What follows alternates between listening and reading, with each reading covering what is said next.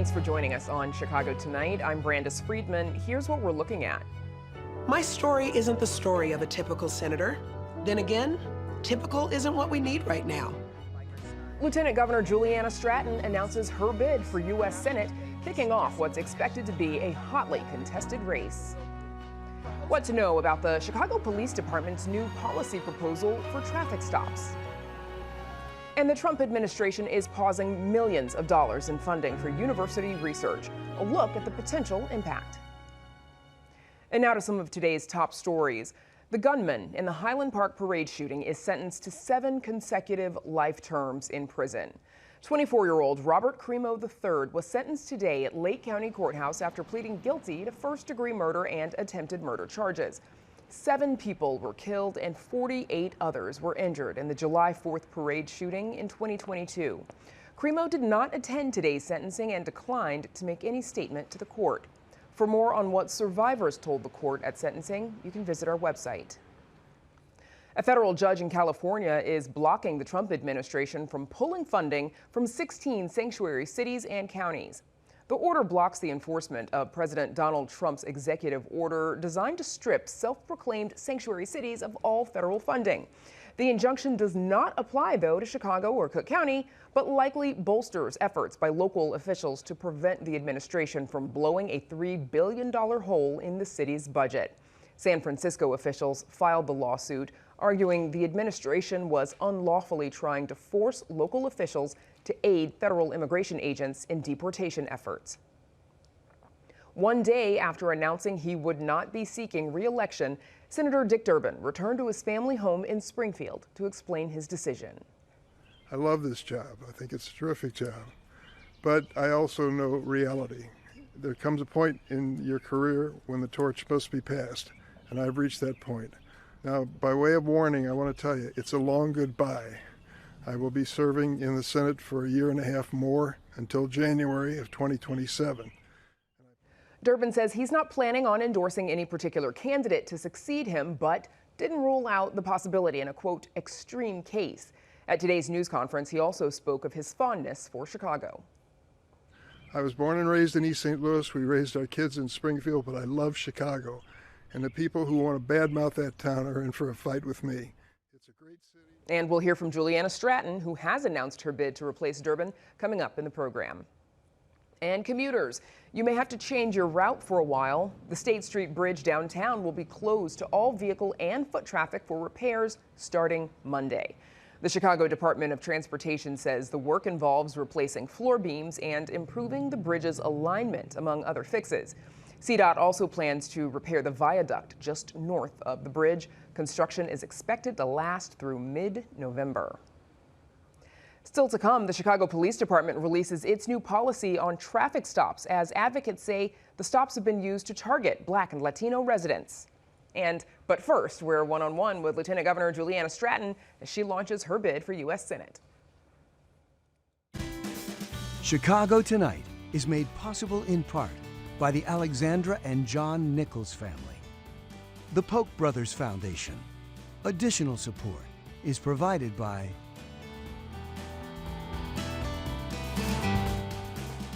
And the race is officially on. Lieutenant Governor Juliana Stratton is launching her bid to become the next senator from Illinois. It comes less than 24 hours after longtime Senator Dick Durbin announced his retirement.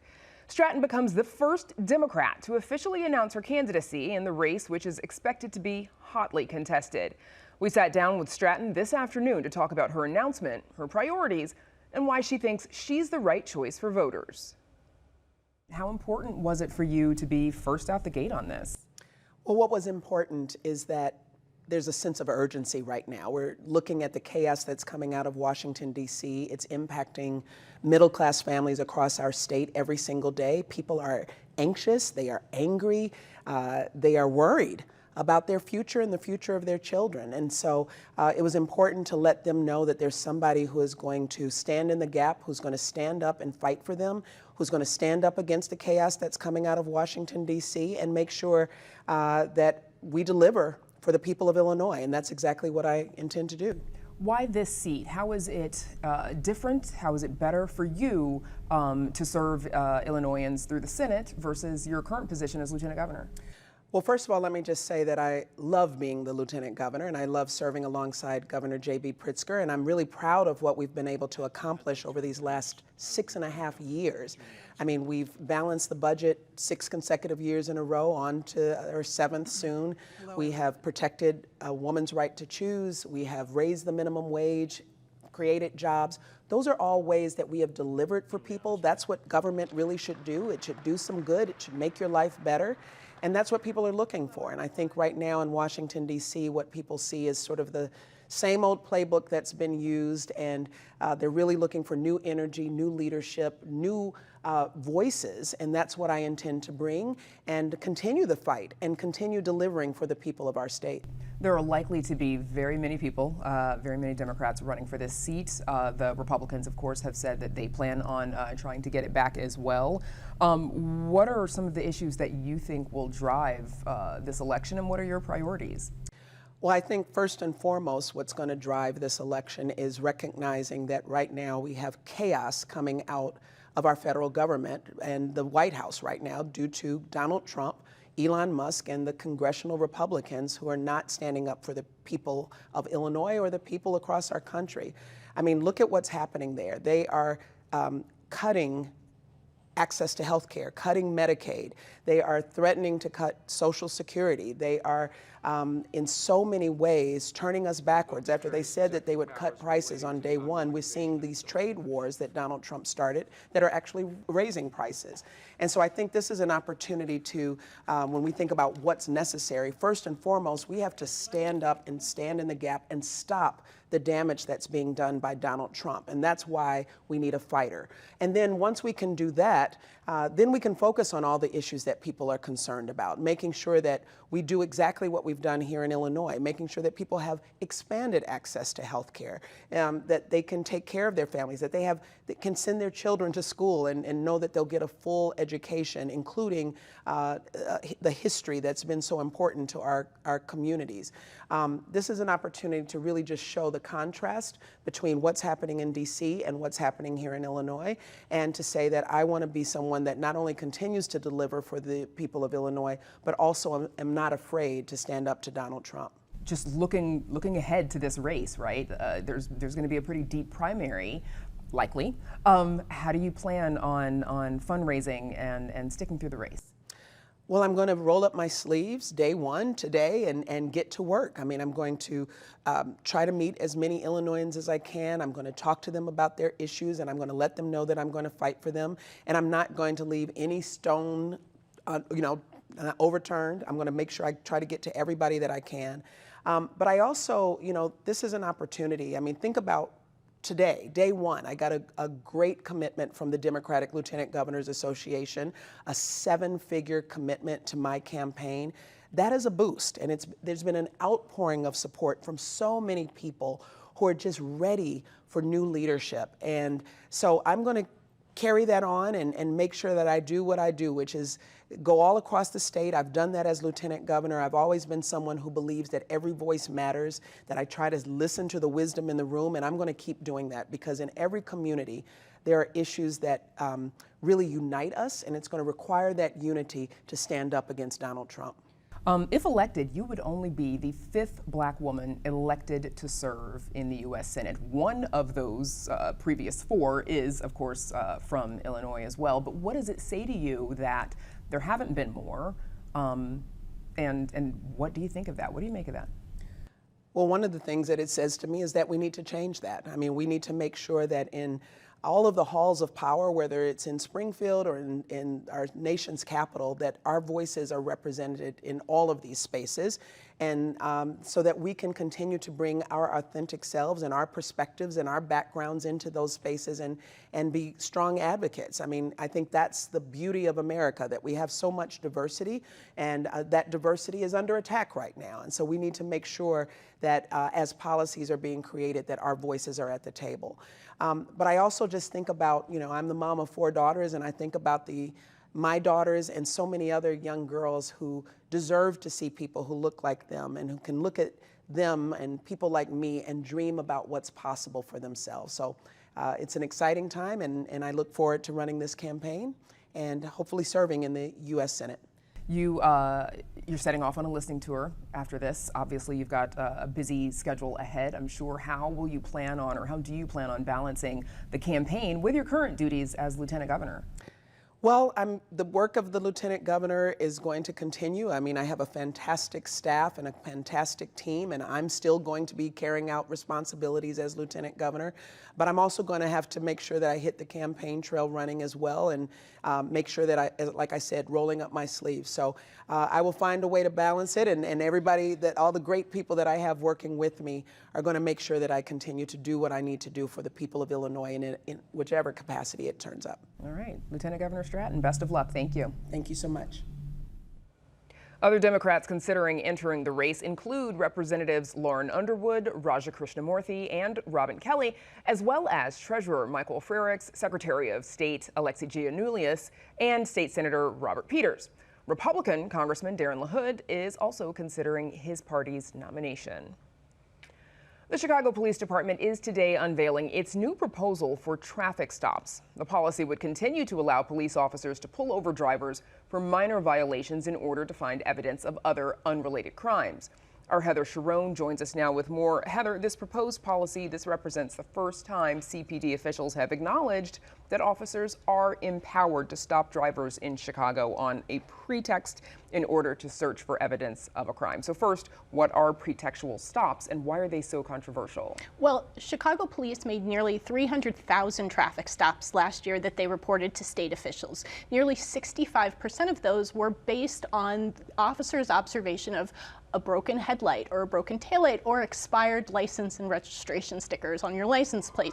Police reform advocates say those kinds of stops do not make the city any safer and, in fact, disproportionately target Black and Latino drivers.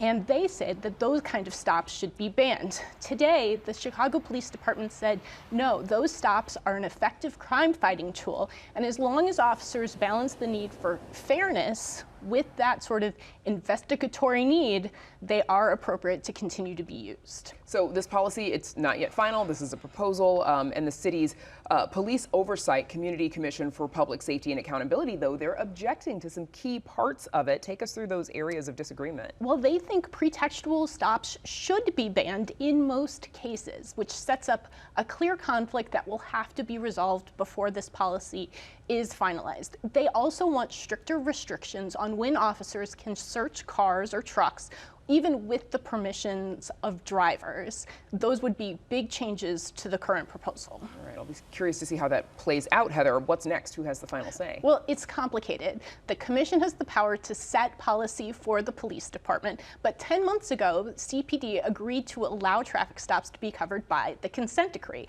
which means this policy must pass muster with the monitoring team overseeing those reforms, the Illinois Attorney General's office, and it will be the federal judge overseeing this reform push that will have the final say in resolving any sort of impasse. Not uncomplicated at all. Okay, Heather Sharon, thanks so much. Thanks, Brandis. And you can read Heather's full story on our website. It's all at WTTW.com/news. Chicago Tonight, Latino Voices, is made possible in part by the support of these donors.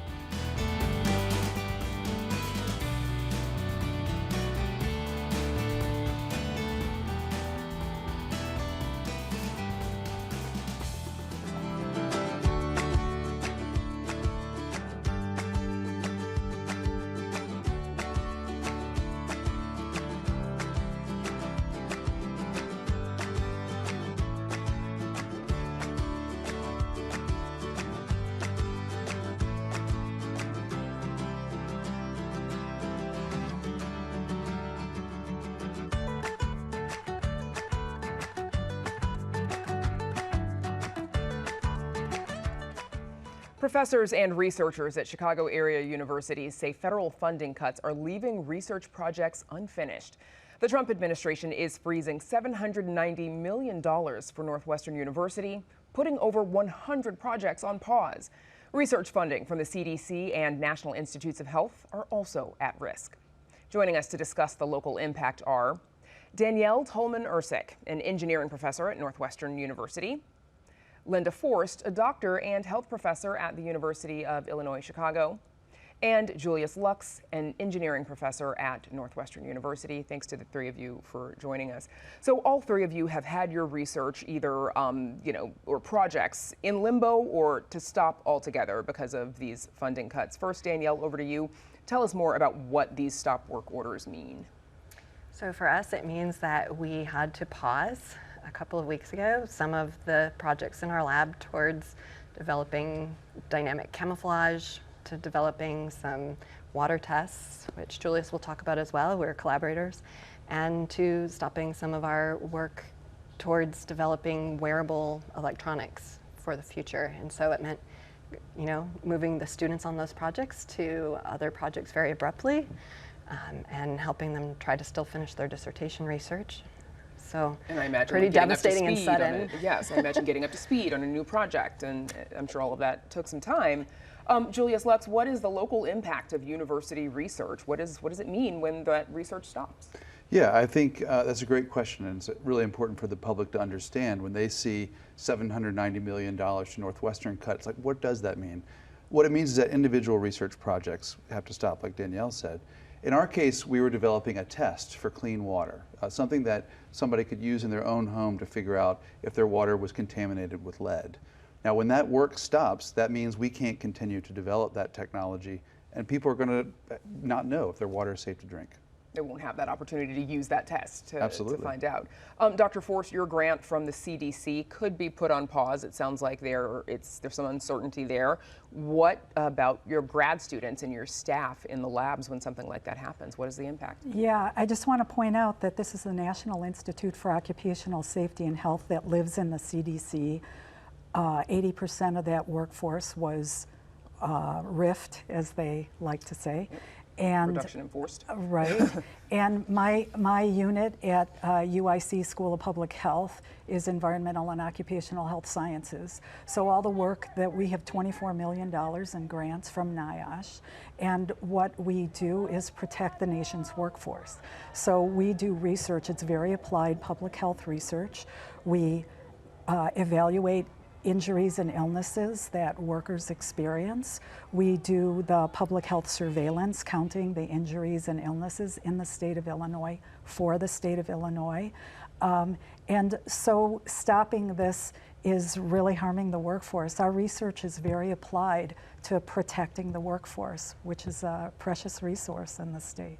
So it's harmful for all of us who have jobs, right? Like Exactly. the workforce itself. I imagine then for the folks who work in your lab and the grad students who are learning in your lab, what are they dealing with right now with this uncertainty for them? Yeah, right. Well, some of them are trying to graduate.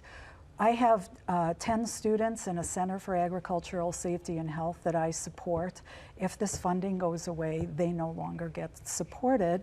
They maybe can't finish their degrees. They can't be in the field doing the research that they need to do to complete their degrees. Many of them are in the middle. My colleagues are working in a training program, so they have dozens of students who are training in medicine, occupational medicine, work-related health problems, in nursing, in industrial hygiene, in occupational safety. All of those careers are dependent, completely dependent on NIOSH. NIOSH is the only funder of that kind of research. And so all the practitioners that are keeping workers safe in workplace, the next gen, the pipeline to people that will be able to continue to do that work is being Sounds like stopped. You're saying it's being held up, absolutely. Yes. Danielle, sorry, this research, it can also be very expensive. Give us a sense of, what expenses the federal funds cover for you all. So the major expenses are, one, to cover the time of the researchers in the lab, and that is a huge expense. It is their jobs. And the second major expense is all of the equipment that we use requires expensive reagents and materials and supplies to run these experiments, and that's also gone. And so even if we are finding a way to keep those people on new projects, it's not towards what we intended, and we no longer have the materials and supplies to do it. So we have to be very creative about where their projects might go, that they can do something not at the bench and computational in nature, and it will not be the same. Northwestern has said in a statement, quote, "The university, after consultation with the Board of Trustees, will fund research that is subject to stop work orders or the federal funding freeze. This support is intended to keep these projects going until we have a better understanding of the funding landscape." Julius, we know that Northwestern has a massive endowment. Doesn't necessarily always mean that that money can just fill the gap. But do you think the university's resources can make up for the federal grants being lost in the long term? Yeah, and it's a great question for people to understand. In the end, the answer is no. The U.S. government has, for about 80 years, has been pumping in money to universities as the engine of innovation in this country. The system is built around that. The government gives universities money, the best and the brightest come up with the ideas, and the ones that bubble to the top make it out into the marketplace in our businesses.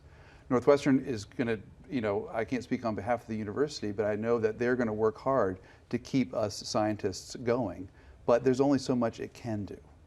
This is going to cause real impacts to us and across the nation. And if the system is built around university research and the government is therefore funding it, is there another sector that could pick up that research, private sector, nonprofit?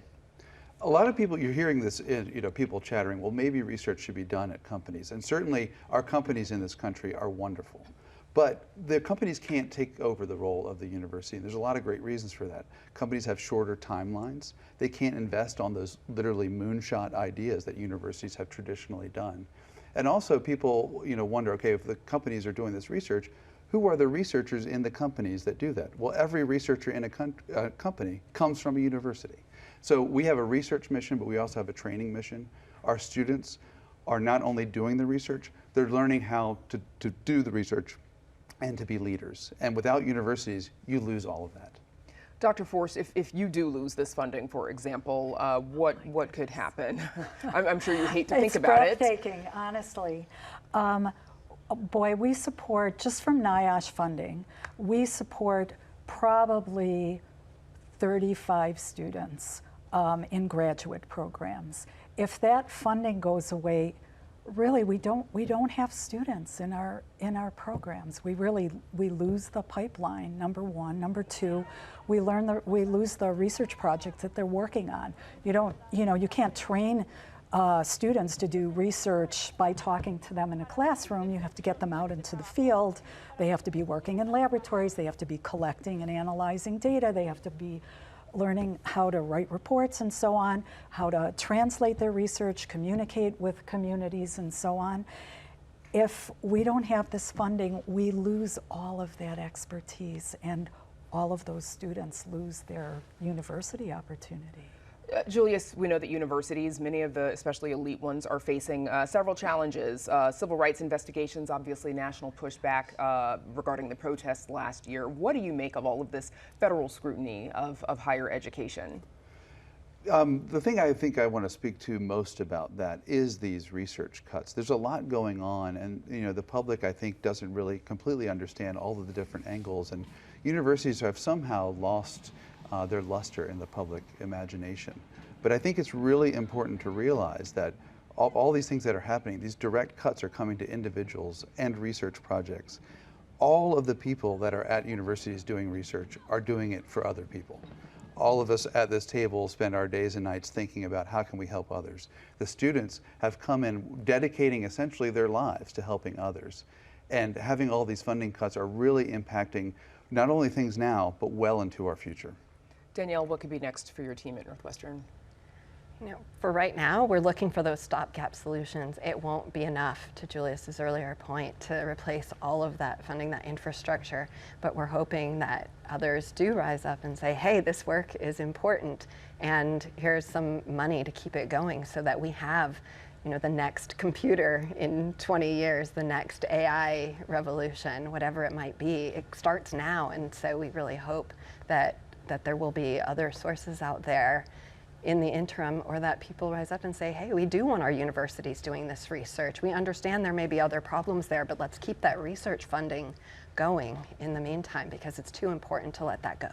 Okay, best of luck to all of you. Thanks to you for joining us. Danielle Tolman-Ersick, Dr. Linda Forst, and Julius Lux.